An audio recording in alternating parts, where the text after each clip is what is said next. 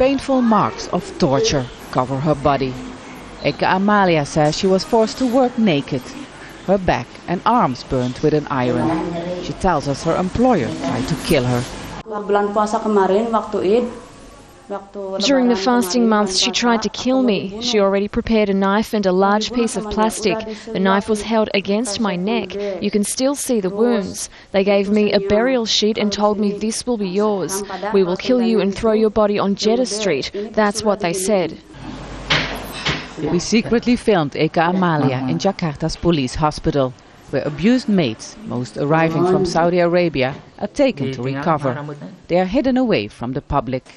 Siska Ibrahim was scalded with boiling water, her skull cut with a knife.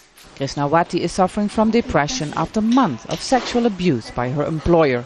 He forced her not to drink nor eat for a week. I was cleaning the sink and my boss kept touching me. He was naked and touched me from behind. He forced me to have sex with him. He was already wearing a condom. I struggled. My veil was removed and fell on the floor. I couldn't fight him.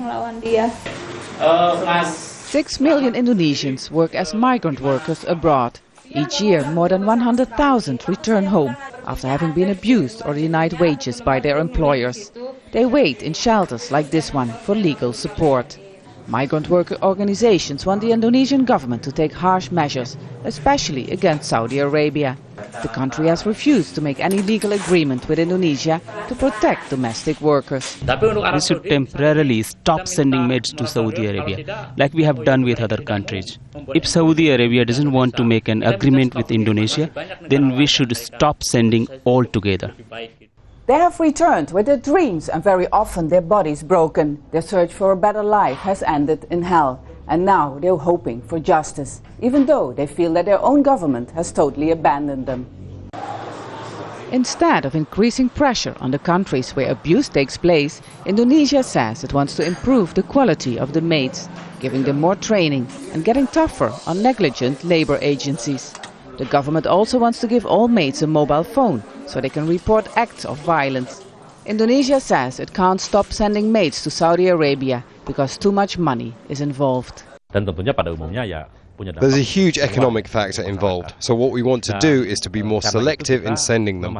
We will still send them, but with more requirements, so this way we hope to decrease abuse. But migrant workers think the government's response is far too weak. Handing out mobile phones to maids going abroad is silly, they say. Since the first thing a maid has to do when she arrives is hand in her phone, leaving her isolated and prone to abuse. Vaessen, Al Jazeera, Jakarta.